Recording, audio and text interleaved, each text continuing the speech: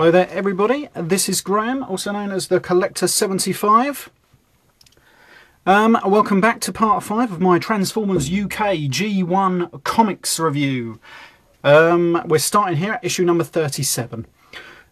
Just for all those who watched part 4, I had to skip through the 1985 annual a bit quicker than I would have liked. Seeing as I'm a partner now, what I'm gonna do is I'm gonna concentrate on a specific bulk of issues. Like this issue, I'm gonna go up to number 50, so I won't have to go too quick, which is pretty good. And also on the annual front, what I'm gonna do is I'm still gonna put them in as in when they come out, but then at the end of this, I'm probably gonna do a separate video for all the annuals and specials and whatever else takes my fancy. And yes, I think someone else asked me if I'd be doing like the US G2 comics. Yes, I will, as a matter of fact, be doing them at the end, of course, wherever they fall into continuity. Yeah, so, on to these comics review, part 5. Thank you for everyone who watches this. I know these don't get as many viewing figures as some of my other videos, but to be honest, I love doing them, and if only one other person watched these videos, I'd still do them, because I love doing them. Right, so anyway, without further ado, let's get on with this one. This one is number 37, and as in part 4, I hope you're all keeping your eye on this little square up here, because it changes every issue. Oh, my shirt's undone. Yeah, so here we have a nice cover with Buster Witwicky there, and you've got Shockwave and a couple of the Autobots and Optimus Prime's head, and a Walkman for some reason. Anyway, there we go. So this issue is called Brainstorm, and was just sort of like featuring where sort of Buster has to decide what he's going to do because he's got the Matrix in his head and everything like that. Here we go, we've got the transformation page. There's a picture of Soundwave there, and we've got the annual, which I reviewed last issue. So there we go, and there's Robo Capers there by Lou Stringer. Right, here we go, going to go on through the comic. There we go, there's not much happening. I can't really remember all these stories really. We've got the newly built Jetfire just there, but with his Decepticon insignia, and we've got Shockwave deciding what to do. And I believe this is the bit where he discovers that, is it Rumble or Frenzy let Buster through? And so they're going to go and chase after Buster Witwicky, but the Autobots have been spying on the Decepticons and they find out this too.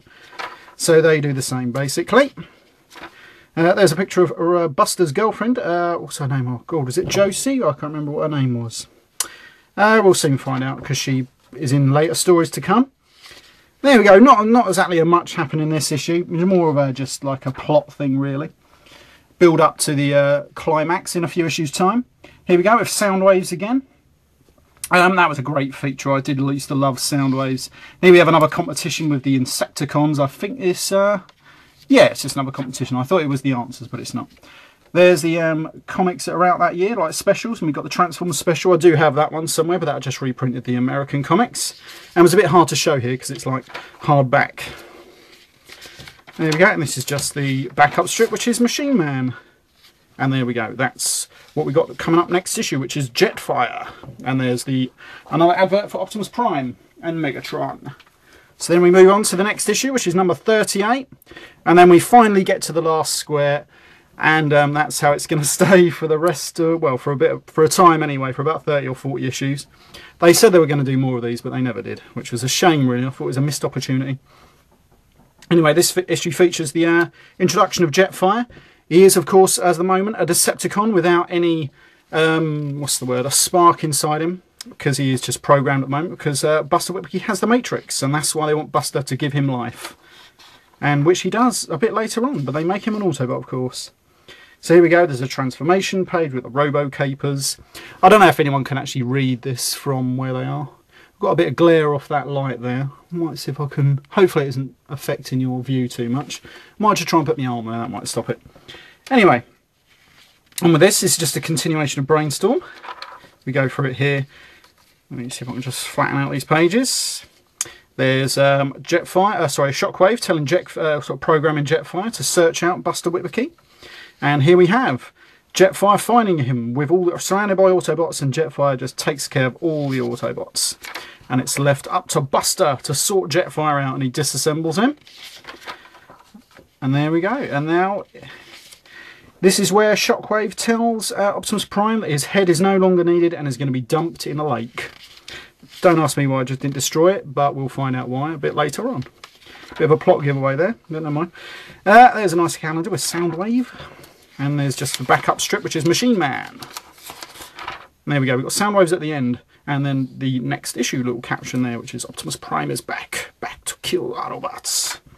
Anyway, moving on.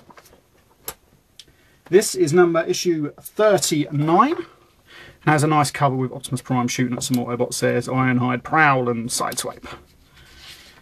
And this is, oh, see, this is not very good condition at all, this one. Cover's falling off there.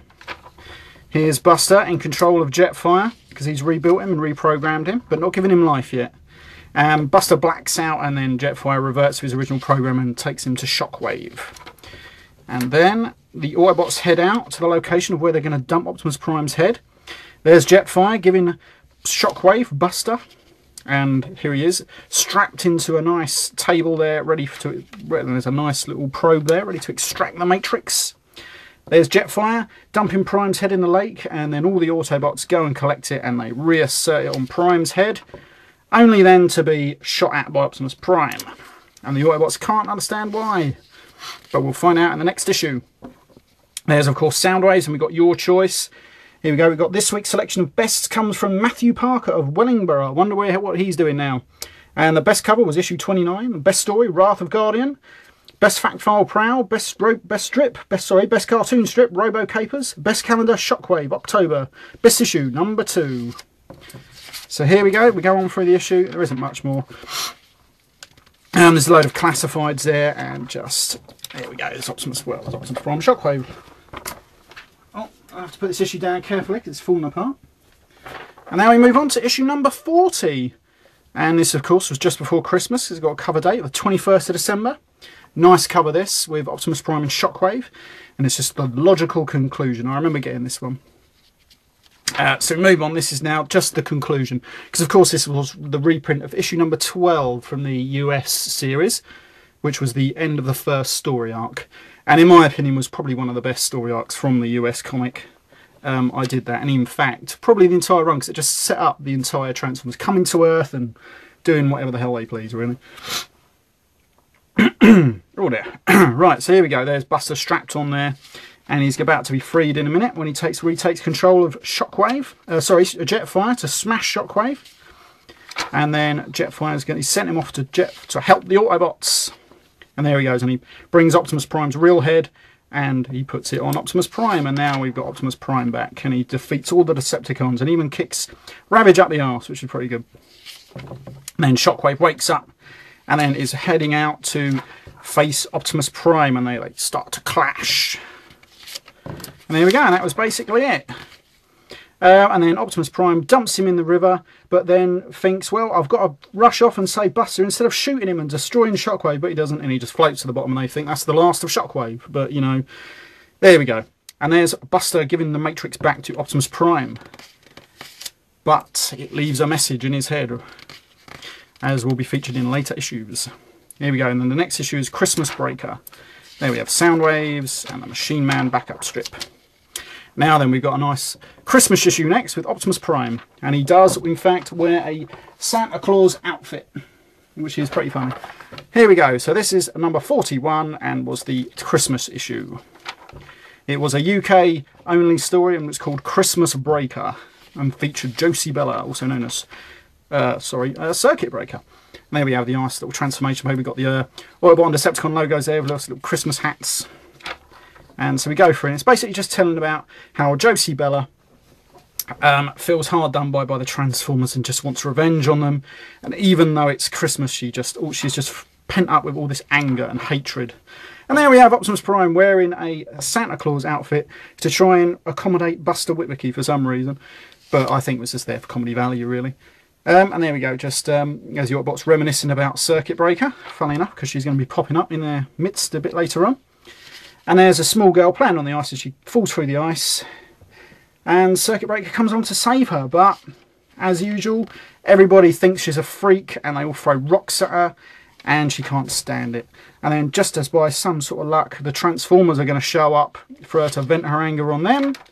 And just as he's doing so, Buster Witwicky manages to reach out to Circuit Breaker and says, look, it's Christmas, you know, not all the robots are good. Sorry, not all the robots are bad even. And some are in fact good. And he manages to stop her from destroying Jazz. And she flies off and says, well, this is your friend's second reprieve. There won't be a third. Merry Christmas. And that's it. And it's just got here Jazz saying, Christmas must be really special here on Earth if it can do this. Yeah, it is special, Jazz. Very special. That's Buster. Anyway, so we move on. And for the one time only, for some reason, we had Rat Chat with Ratchet for some reason. He never appeared again. I can never remember why. Probably someone just, probably someone firm took the week off, who knows. Anyway, so there we go. Just have the Machine Man backup strip. And there's the next issue, I believe. With, I don't know who that is. Anyway, doesn't matter, because we're going to show you that issue now. As we move on to the next UK exclusive story, which was called Crisis of Command. And I love this cover because this is called Ravage. And it's quite a nice little story. It's not written by Simon Firm, I believe. It's written by Mike Collins. And this one is just as showing how the Autobots, now they've got their leader back, some of the Autobots like Prowl and that want him to create a load of super soldiers hell-bent on destroying the Decepticons, and the others saying, well, we shouldn't do that because of the Earth. And there's Optimus Prime having enough, and he sort of speaks out, and there's Prowl saying they should create these super warriors like this that would just decimate the Decepticons. And then there is, I believe, yeah, well, someone says something, can't remember exactly where, about that if they did that, the result and cost to the Earth would be extreme in the end. So they don't bother. And Optimus Prime just can't be bothered. That's the bit I believe they say what would happen to the Earth. And so Optimus Prime is just alone with his thoughts, and he just can't believe it. But he's been spied upon by Ravage, who notices there's something wrong with Optimus. He just can't cope anymore. And they manage to chase Ravage away. Gets captured, quite like in More Than Meets the Eye, the cartoon series. And of course, now then, the Decepticons leaderless, both with Shockwave in the lake and Megatron missing, presumed destroyed. Soundwave has taken command with Starscream and the Jets, and that's about all they have left. Now then, Ravage manages to escape, and Bumblebee is going to go after him in the next issue. So there we go, that's about all it is for this issue. There's the next issue. So right, we're going to go on to number 43, with a nice little picture of Bumblebee here. Oh, there we go, if I'm going to put this straight. Nice artwork by Jeff Senior there. Crisis of Command, Part 2. Here we go, look at this. Here's Bumblebee searching after Ravage. And this is just a bit like what happened earlier, where he tried to tell them that Ravage had escaped, but they didn't want to know. So Bumblebee takes it upon himself to chase after all the Decepticons. So this is them chasing him, and we have all the Decepticons now ganging up on Bumblebee. And there we go. And then finally he is captured after a lot of escaping. And then suddenly we have Optimus Prime decreeing that no super soldiers are going to be built. But then suddenly, out of nowhere, Laserbeak appears, and he seems to be carrying something. They think it's a bomb. They all take cover. And then suddenly they realise it's Bumblebee's arm. And Prime has to go and face the Decepticons alone. There's Soundwaves, and then we have the new backup strip, which is Iron Man by the looks of it. Don't know if it's Iron Man 2020 or not, but I was never really into Iron Man, so I couldn't tell you. There we go, see there's Optimus Prime saying he must do it alone. Right, so we move on to part 3, and I do like this cover, just called Jet Trap. I remember coming home from school, and I remember this issue being waiting for me because my mum went and got it for me. Good old mum. Anyway, right, so we move on. This was issue number, did I say the number? Yeah, it's number 44. Crisis of Command, Part 3. There's Laserbeak sodding off. And the Autobots saying, well, you know, what's going to happen? Optimus Prime, just to crazy, he's going to do it on his own. And believe it or not, after a lot of battles and stuff, he actually takes down all the Decepticons, which was pretty good. There's Optimus Prime smacking Starscream in the face and ripping off his wings. And then Soundwave, can't believe it, but Optimus Prime is here. And he just basically blasts Soundwave and just leaves with Bumblebee. And this is it. For their sakes, where did he say? I can't remember he says it. There will be no dedicated Autobot warriors. That is my decision. And all the Autobots must adhere to it. And finally, Optimus Prime is back in command. So there's Soundwaves, and we've got the do-it-yourself Transformer. There we go. And so that's the rest of that issue. And now then, we come to the next story, which is called the Icarus Theory and the introduction of Professor Morris. Most UK people will know who Professor Morris. But before we get onto that, we're just going to show you this. This was Collected Comics number 8 and was just the collected edition of Crisis of Command. There we go. So that was that. I'm not going to hark too much on about this because this is basically just what you've seen before, but just in a collected edition. There we go. See? Now this is an advert for the Headmasters. Shows you what time that came out. Now then, here we have the two-part, I believe, the Icarus Theory. And with the reintroduction of a good, well-known Autobot. There's Professor Morris, and he works for a rival company to GB BlackRock called Roxxon, I believe. He is in their robotics department, and he's trying to say that GB BlackRock is creating all these robots to take over the Earth or something, and that Roxxon should really be trying to do something to combat them, because otherwise they're going to lose out in the global market of robotics for some reason. But most of the other people think he's just mad and won't give him the time of day. And then while fishing in some lake, I can't remember what it is off the top of my head, he discovers something. But Professor Morris is what he actually does. He is learning to mind control lifeless machines, because that's what he believes the Transformers are, after all. And he sort of like controls all these little robots hanging around. He just does that. And then he says a few days ago how he found this thing in this lake, which he thought was well, he didn't know what it was until then he realised it was an answer to his prayers. There we go, an advert for the 4 Dinobots, because of course Swoop didn't come out over here. There's the continuation from last issue. Bumblebee's in the medical bay now, being repaired. And now then we have Professor Morris flying whatever he's found in the lake. And a policeman discovering that Professor Morris is using the equipment illegally and is planning on blackmailing Professor Morris. But what will Professor Morris do? He uses a robot he's just taken control of and kills the security guard by mistake. But now he thinks, well, there's no going back. So now he's on a mission to destroy BlackRock's robots. And so he uses his new robot to fly towards Autobot headquarters and detonates a couple of missiles. Then we finally find that the robot he's actually found is none other than the Swoop we last thought destroyed back in issue number 31 or wherever it was. So there we go.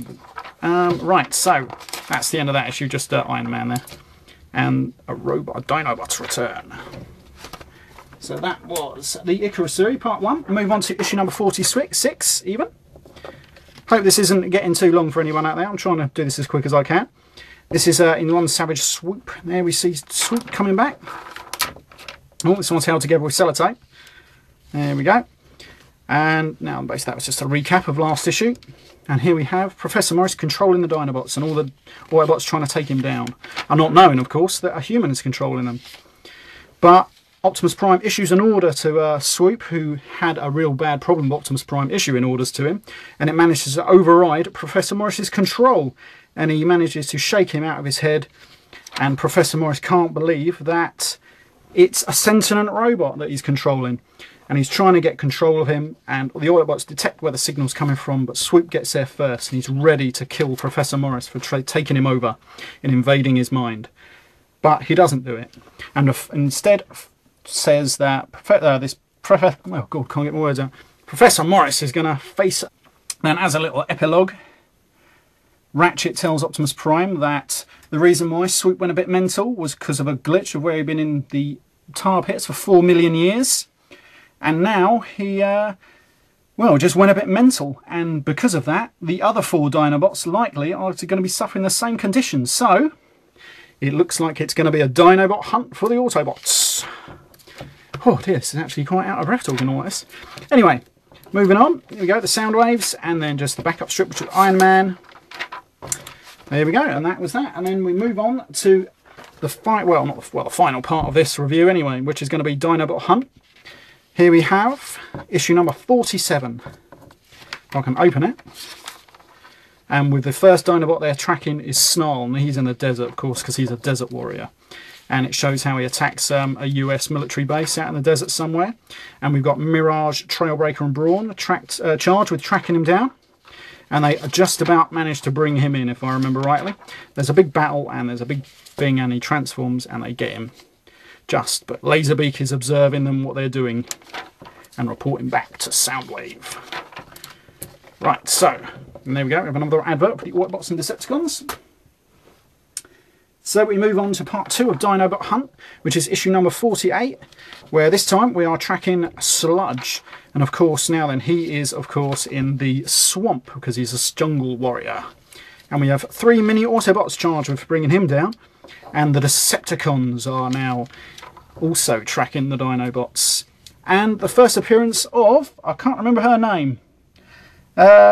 Yes, I believe it's Joy, but I can't remember her name. It escapes me for the minute. I'm sure someone out there will remind me of it.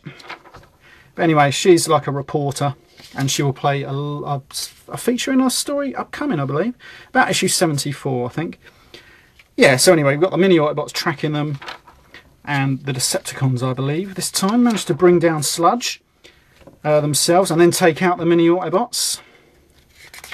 And then we just have Soundwave declaring victorious. Victory belongs to the Decepticons, because now they have Sludge and 3 mini Autobot captives. And we move on to part 3. Here we go.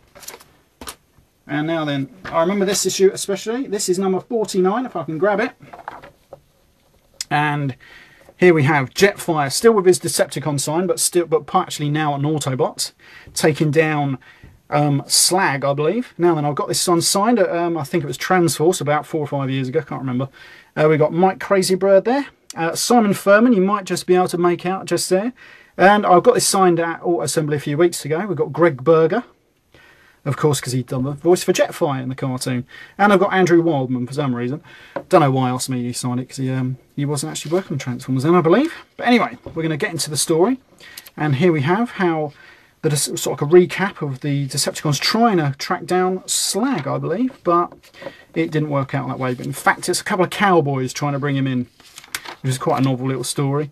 Yeah, so in the end, Jetfire manages to bring him in for the Autobots. There we go. And at last, here we go. We have Soundwave with his 3 mini Autobot prisoners, and then some hours later in the arc, and then we have Prowl. Prowl, what is it? What's happened? We've got trouble, bad trouble. It's the C-Team up in Canada. I'm patching you direct to them now. And it's Sideswipe. Prime, help. Blue Streak offer there. It happened so fast. And zzz, Sideswipe. Sideswipe. And it's obviously where they're tracking Grimlock, and something bad's happening up there. And we've got Soundwave's winners from the competition from previous, and then the Soundwave letters page. And then, of course, the Dinobot War is begun. As we move on to the final part, and probably one of the best ever issue covers for Transformers UK, which was this one, because I like it because they're actually in their, how they look from the toys. I liked that cover. Can't remember who actually done it, but I'm going to have a look now. I've got this one signed by Greg Berger as well, because he, of course, done the voice to Grimlock. Here we go. Does it say who done the cover? No, I don't believe they actually did it back then. So there we go. I'm sure someone out there will probably tell me. Anyway, this is it. This is the battle between Grimlock and Sludge, reprogrammed by the Decepticons to attack him and, well, just basically to annihilate as much, and cause as much damage as possible. Here we go. And then we go Skywarp, saying that he's found an oil rig just off the coast, so they can grab some Energon cubes, so it's not a total waste, so it's pretty good. And then Optimus Prime is going to enter the fray between these two Goliaths and try and bring them both down. And believe me, he just about manages. There we go. And so everyone's now under the control of the Autobots, and the Dinobots are in a comatose state. But the Decepticons, led by Soundwave, have really won the day here. And there's Soundwave, sort of like acting victorious. Hear me, Autobots, your Dinobot hunt is over, and that once more it is the Decepticons who emerge triumphant. He hears his words and understands. There we go. So that was Dinobot Hunt. Probably a pretty good story. It's been reprinted a few times in like the Titan novels and such. Here we go. Just go through the last of the issues. Then we come to the next issue, and then we go for number 51, which will be, of course, Megatron's back. So yes, so that will be in part 6. And just before we go, I'll just show you this. This is the Collected Comics number 7, which was, of course, Dinobot Hunt. Now then, I do believe they've done this one before the other one. Where's the other one? It's here somewhere. Yeah, they reprinted this before Crisis of Command, which actually came before this, but there we go, it doesn't matter. Yeah, so they just reprinted that cover, which was just the best cover. And there we go, just all-in-one collected edition, all full colour. Absolutely brilliant. Then we got the Telltale books. Anyway, I hope you liked this review. It's probably gone on much longer than I probably wanted it to. So, yeah, hope you liked it, and I'll see you all again in part 6. See you all next time.